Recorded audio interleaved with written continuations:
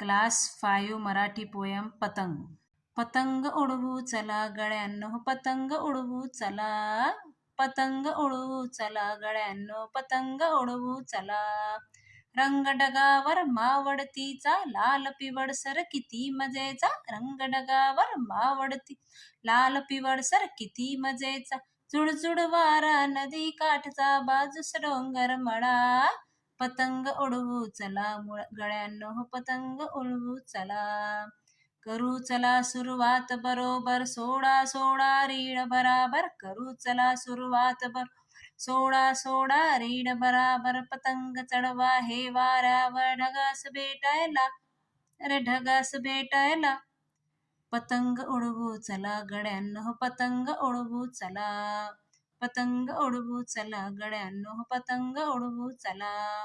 मऊ मऊ वाळूत पारोवणे, देऊ झटका दोरावणे. मऊ मऊ वाळूत पारोवणे, देऊ झटका दोरा ओढुनी. पतंग जातील वरवर चढुनी, पंख नको त्या चला. पतंग उडवू चला गड्यांनो, पतंग उडवू चला. पतंग उडवू चला गड्यांनो, पतंग उडवू चला. जशी पाखरे आभाळात पंख पसरुनी तरंगतात. जशी पाखरे आभाळात पंख पसरुनी तरंगता. दिसतील तैसे पतंग रंगीत, दिसतील तैसे पतंग रंग. खेळ किती चांगला, खेळ किती चांगला. पतंग उडवू चला गड्यांनो, पतंग उडवू चला. पतंग उडवू चला गड्यांनो, पतंग उडवू चला. अज्ञा पुराणिक यांनी ही कविता लिहिलेली आहे.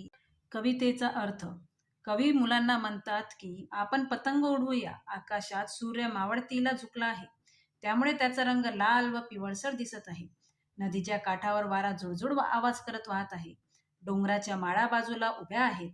भरभर दोरांचा रीड सोडून वाऱ्यावर पतंग उडवा की ते ढगांना भेटायला जातील. नदीकाठच्या मऊ वाळूत घट्ट पाय रोवून उभे राहूया. दोराळून झटका देऊ म्हणजे पंख नसताना देखील पतंग वर चढेल. ज्याप्रमाणे आभाळात पक्षी पंख पसरून उडतात, त्याप्रमाणे रंगीत पतंग आकाशात उडताना दिसतील.